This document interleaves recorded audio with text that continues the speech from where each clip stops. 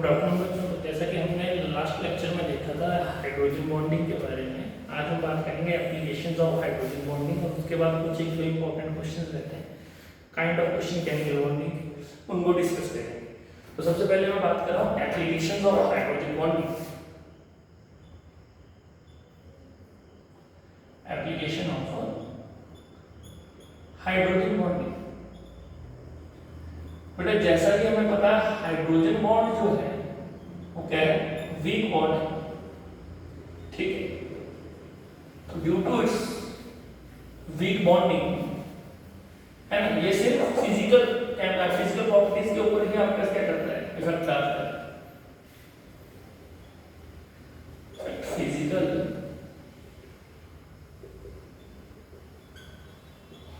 Properties of compound, क्योंकि hydrogen bonding के पास उतनी कैपेसिटी नहीं होती है, उतना कैपेबल नहीं होता है कि ये केमिकल बॉन्ड्स जो है उनको भी ब्रेक करे या केमिकल प्रॉपर्टीज के ऊपर इफेक्ट करे, ठीक है। तो इसलिए हम बात कर लेते हैं आप इसकी फिजिकल प्रॉपर्टीज को ही इंपैक्ट डालता है। तो पहला तो आ जाती है फिजिकल प्रॉपर्टी में, अगर बात करते हैं इसकी बेटा, like physical state.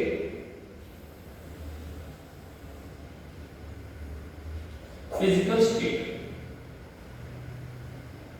Physical state की अगर मैं बात करूं कंपाउंड की, तो इसके लिए हम सिंपली कह देते हैं कि H2O molecule, H2O is liquid but H2S is gas at room temperature, ठीक है। ऐसा क्यों होता है, because this is due to hydrogen bonding in H2O, ठीक है। लाइक अगर मैं बात करूं O H and H, similarly O H and H, ये जो हाइड्रोजन बॉन्डिंग बन रही है, इस हाइड्रोजन बॉन्ड की वजह से क्या करता है, H2O जो है आपके पास क्या रहता है, लिक्विड स्टेट में एग्जिस्ट करता है, ठीक है। सेकंड जो प्रॉपर्टी आ जाती है आपके पास, second one is melting and boiling point, ठीक है। मेल्टिंग बॉइलिंग पॉइंट के लिए अगर मैं बात करता हूँ बेटा, ठीक है, तो inter molecular H bonding increase the melting and boiling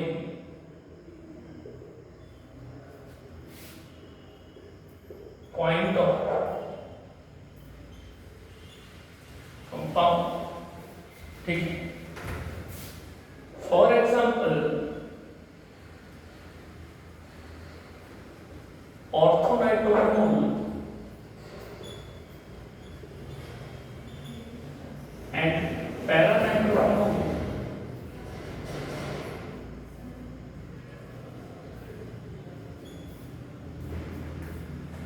अगर मैं स्ट्रक्चर प्लॉट कर लेता हूं, लाइक ऑर्थोनाइट्रोफेनॉल का OH and double bond and O, that is ortho nitrophenol. तो यहाँ पे जो हाइड्रोजन बॉन्डिंग हो रही है बेटा, that is intramolecular hydrogen bond. कैसा बॉन्ड है ये, इंट्रामॉलिक्यूलर हाइड्रोजन बॉन्ड, ठीक है। और अगर मैं बात करता हूँ पैरानाइट्रोफेनॉल में,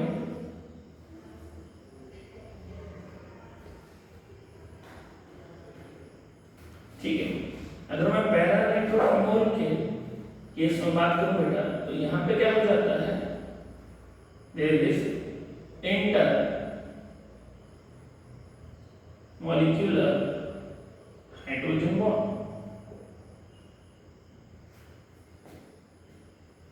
ठीक है। तो होता क्या है, in case of this orthonitrophenol there is a cage like structure and this hydrogen atom is not free, ठीक है। इस केज लाइक स्ट्रक्चर को हम चिलेटिंग हाइड्रोजन बॉन्डिंग भी कहते हैं। तो इस चिलेटिंग हाइड्रोजन बॉन्डिंग की वजह से ये जो ऑर्थोनाइट्रोफिनोल है ना, इसका ये जो हाइड्रोजन है फ्री नहीं होगा, ठीक है। इस वजह से क्या कर जाएगा, यहाँ पे बॉइलिंग पॉइंट जो होगा आपके पास वो पैरा नाइट्रोफिनोल का हाई होगा, ठीक है। तो यहाँ पे अगर हम बात कर देते हैं आपके पास बॉइलिंग पॉइंट और para nitrophenol is higher as that of orthonitrophenol, ठीक है। इसी में अगर हम बात करते हैं बॉइलिंग पॉइंट के लिए, लाइक एक एग्जांपल और ले लो, इंपॉर्टेंट क्वेश्चन है, एक पहला ये आ जाता है। इसी में अगर हम बात करते हैं second one is the order of boiling point in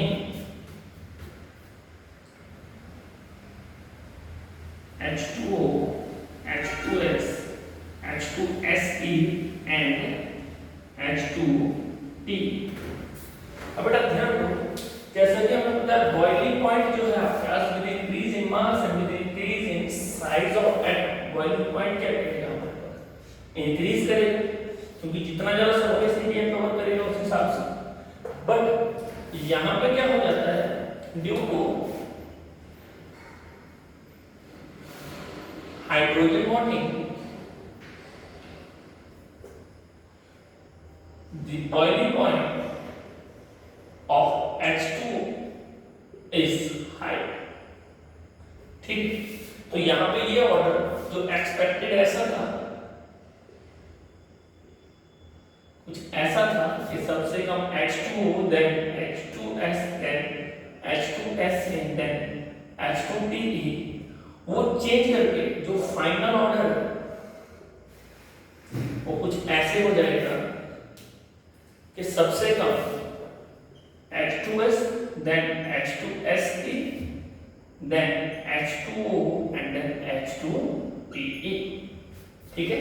due to hydrogen bonding क्या कर रहा है बेटा, है ना, boiling point of water increase कर रहा है। सिमिलर अगर हम बात करते हैं क्वेश्चन नंबर 3 की, अगर मैं बात करता हूं the order of boiling point in nitrogen family hydrides, nitrogen family hydrides में अगर हम बात करें तो एक्सपेक्टेड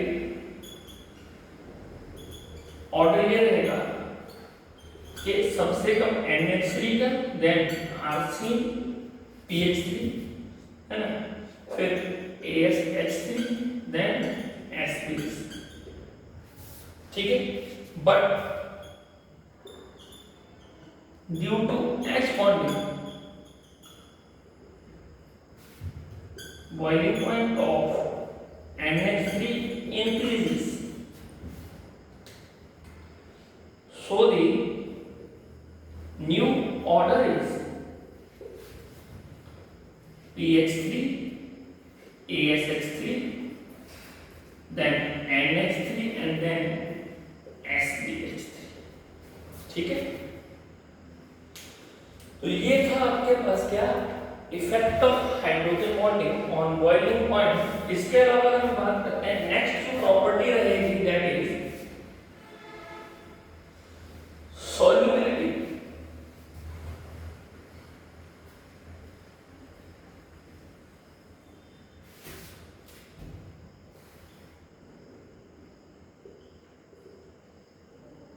ठीक है। तो अगर हम बात करते हैं बेटा due to hydrogen bonding some organic compounds are soluble in water, like glucose, ethanol, sucrose, C11, O11,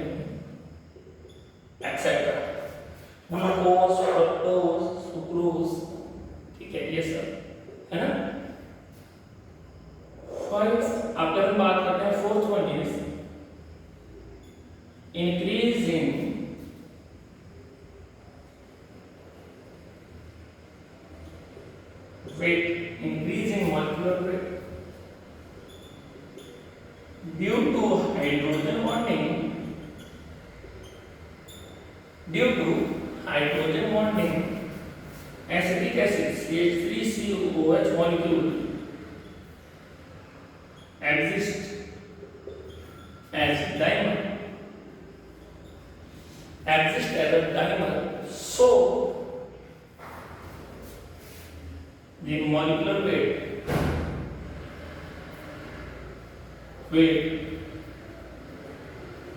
increases. For example, CH3COOH. This one is acetic acid molecule. The another acetic acid molecule is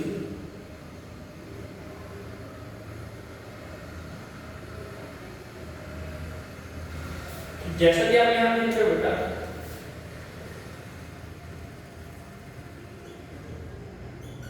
यहाँ पे इस hydrogen bonding की वजह से क्या कर रहे हैं, H1 ये क्या कर रहा है बेटा, डाइमर एग्जिस्ट कर रहा है, ठीक है, जिसकी वजह से मॉलिक्यूलर वेट क्या कर जाएगा, इंक्रीज कर जाएगा, ठीक है। इसके अलावा एक और प्रॉपर्टी आ जाती है, that is viscosity.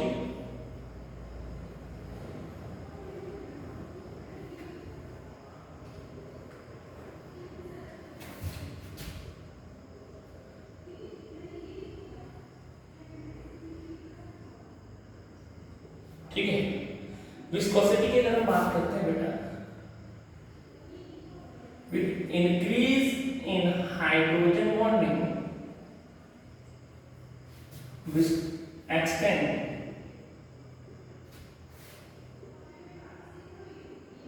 viscosity of molecule increases, ठीक है ना।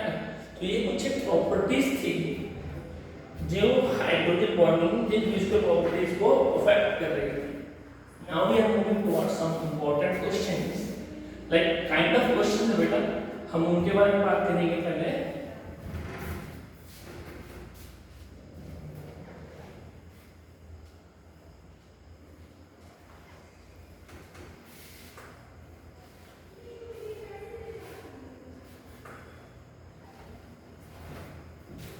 ठीक है, अगर हम बात करते हैं हाइड्रोजन बॉन्डिंग से, most of the question generally ionic bond से आ जाते हैं।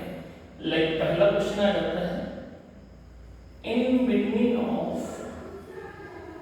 MgO AlN and NaCl increasing order of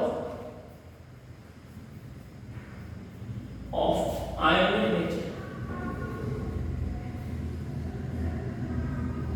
increasing order of ionic nature। तो यहाँ पे अगर हम बात करते हैं बेटा, ध्यान दो, MgO AlN and NaCl, अगर मैं बात करूँ यहाँ पे Mg2 positive ion plus O2 negative ion की फॉर्मेशन होगी अगर आयनाइज करूँगा, यहाँ Al3 positive ion plus N3 negative ion, और यहाँ पे Na positive ion plus Cl negative. तो यहाँ पे we know that polarisation is inversely proportional to ionic nature, या polarization is directly proportional to covalent, which is inversely proportional to ionic nature। Similarly polarization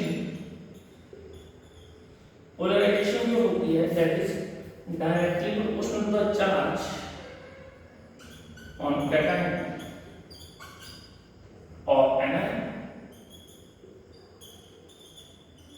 ठीक है। तो directly proportional होती है charge on cation और एनायन के। तो यहाँ पे अगर आप देखोगे कैटायन के चार्ज की बेसिस पर, ठीक है, तो सबसे ज्यादा पोलराइज कौन है, चाहे कैटायन का देख लो चाहे एनायन का देख लो, सबसे ज्यादा पोलराइज्ड कौन सा होगा बेटा, Al3 positive ion polarisation Al3 positive ion, then Mg2 positive ion, and then Na positive ion. अगर पोलराइजेशन का ऑर्डर ये है तो आयनिक नेचर का ऑर्डर क्या होगा? आयनिक नेचर का ऑर्डर आ जाएगा आपका सबसे ज्यादा Na पॉजिटिव आयन, फिर Mg2 positive ion, and then Al3 positive ion. ठीक है, तो सबसे ज्यादा आयनिक कौन रहेगा? NaCl, then NGO and then Al। Is that clear? ठीक है, एक क्वेश्चन आ जाता है आपके पास यहाँ पे,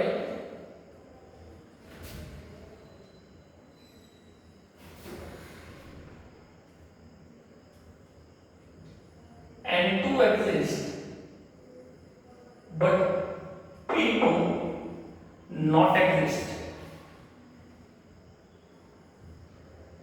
ठीक है, द रीजन बिहाइंड इट, यहाँ पे अगर हम बात करें वाई, बेटा यहाँ ध्यान दो, अगर हम बात करते हैं N2 के लिए N ट्रिपल बॉन्ड N, ठीक है, तो यहाँ पे जो पाई बॉन्ड बनेगा, पाई बॉन्ड फॉर्म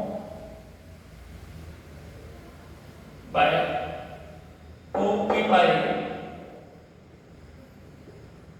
2p पाई लेटरल हो गया,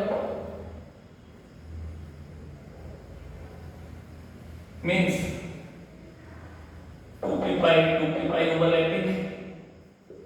ठीक है, इन केस क्या है, in case of N2,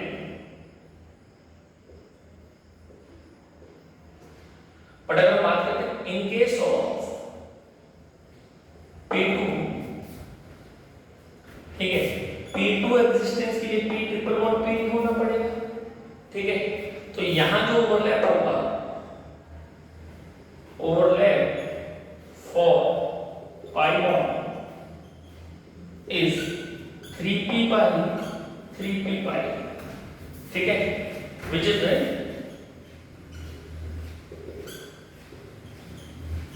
week overlap, so P2 not exist। Is that clear? Okay, similarly अगर कई बार क्वेश्चन आ जाते हैं लाइक आपके पास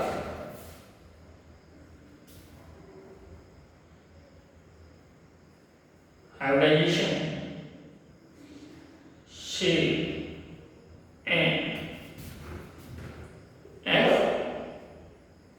HCl bond angle in HCO2 F2 molecules।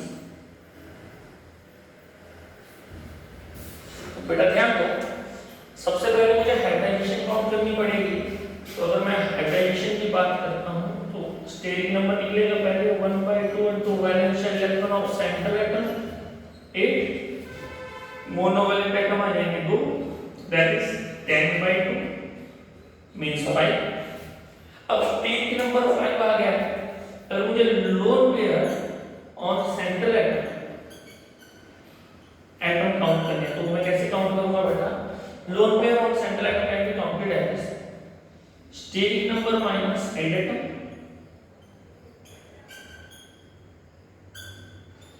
तो 5 माइनस 4 तो लोन पेयर 1 आ जाएगा। ठीक है, तो बेटा स्टेरिक नंबर आपका 5 है तो हाइब्रिडाइजेशन बन के आती है हमारे पास क्या? sp3d। sp3d hybridization with one lone pair means shape is seesaw। कुछ ऐसा दिखेगा ये, xc bond f double bond O and double bond O with the lone pair.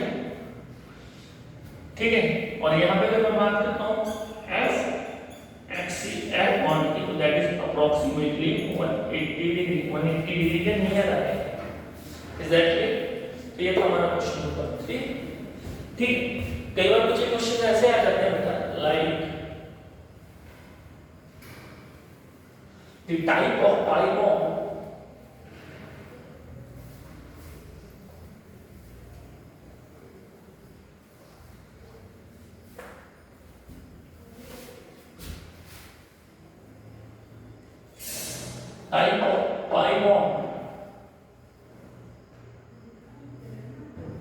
type of pi bond in SO2 molecule, ठीक है। तो बेटा यहाँ पर सेंट्रल एटम जो है, एटम जो है वो सल्फर है, ठीक है।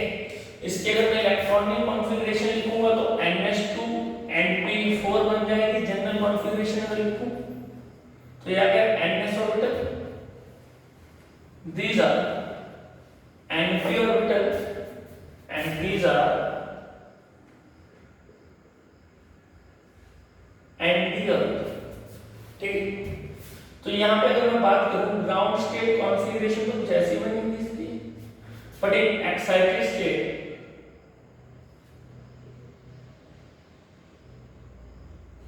क्या करिएगा, एक इलेक्ट्रॉन यहां से यहां एक्साइट कर देगा ये, ठीक है। अब पहला जो आपके पास यहाँ पे ऑक्सीजन सिग्मा बॉन्ड बनाएगी हुई है, दूसरा सिग्मा बॉन्ड ऑक्सीजन यहाँ बन रहा है, ठीक है। अब यहाँ पे जो पाई बॉन्ड बनेगा, पहला ऑक्सीजन ये जो पाई बॉन्ड बनाएगा, this pi bond is p pi bond. But जैसे ही ऑक्सीजन यहाँ बॉन्ड बनाएगा, ठीक है, this one is p pi d pi bond, ठीक है, क्लियर हो गई चीज। तो यहाँ पर SO2 मॉलिक्यूल में 2 pi bonds exist, one is p pi bond and second one is p pi d pi bond, is that clear, ठीक है। अच्छा, कई बार ऐसा आ जाता है कि which of the following is paramagnetic as well as which of the following is paramagnetic with a magnetic moment something, आपका like magnetic moment भी काउंट करने को बोलता है, ठीक है। तो लाइक क्वेश्चन आ जाता है आपके पास यहाँ पे, in between of O2 positive, O2 negative, O2 2 negative and O2 increasing order of bond, increasing order of bond order and magnetic nature of each ion order, ठीक है। तो बेटा अगर मैं बात करूं लाइक O2 पॉजिटिव है, O2 नेगेटिव है, O2 2 नेगेटिव है एंड O2 है, तो यहाँ पे अगर मैं बात करता हूँ नंबर ऑफ इलेक्ट्रॉन की, तो यहाँ पे इलेक्ट्रॉन आ जाते हैं 15, यहाँ इलेक्ट्रॉन आ जाते हैं आपके पास 17, यहाँ इलेक्ट्रॉन आ जाते हैं आपके पास 18 एंड यहाँ आ जाते हैं बेटा 16 इलेक्ट्रॉन। अब अगर बात करता हूँ बॉन्ड ऑर्डर, ठीक है, बॉन्ड ऑर्डर के लिए अपने पास ट्रिक आ जाती है, 14 इलेक्ट्रॉन के लिए 3, 15 के लिए 2.5, 16 के लिए 2, 17 के लिए 1.5, 18 के लिए 1, ठीक है। तो यहाँ 15 के लिए बॉन्ड ऑर्डर 2.5 आ जाएगा, 17 के लिए बॉन्ड ऑर्डर 1.5, 18 के लिए बॉन्ड ऑर्डर 1 एंड 16 के लिए 2, ठीक है। तो इंक्रीजिंग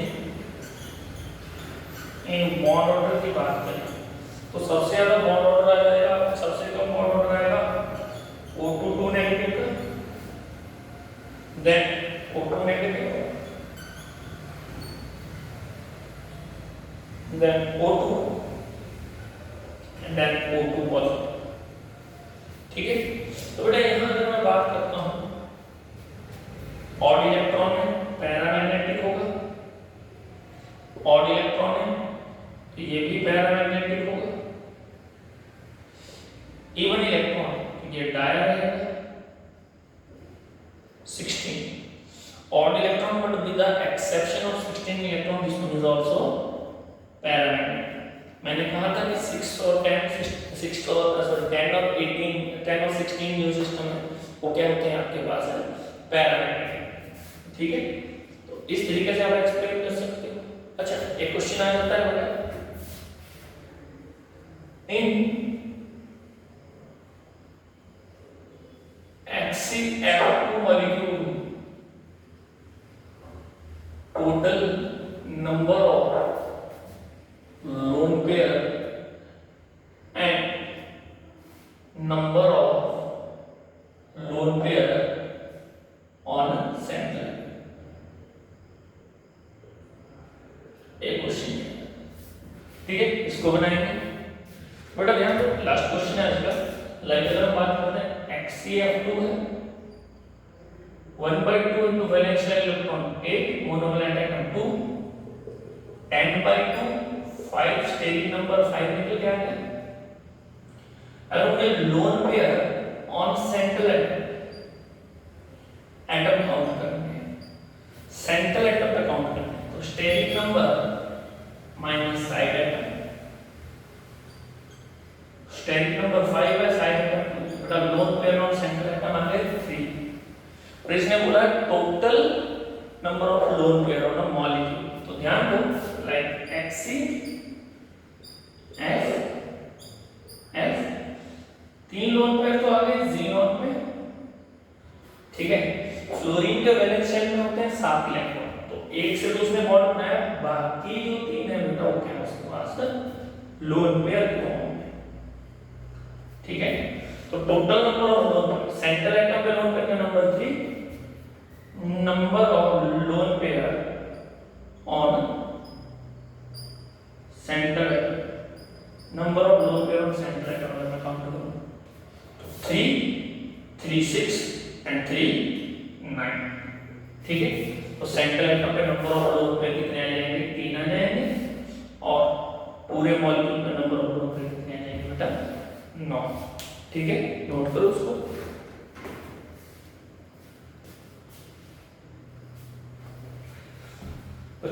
चलिए स्टूडेंट, आज के लिए इतना ही, बाकी बातों के लिए मिलेंगे नेक्स्ट लेक्चर में। Thank you.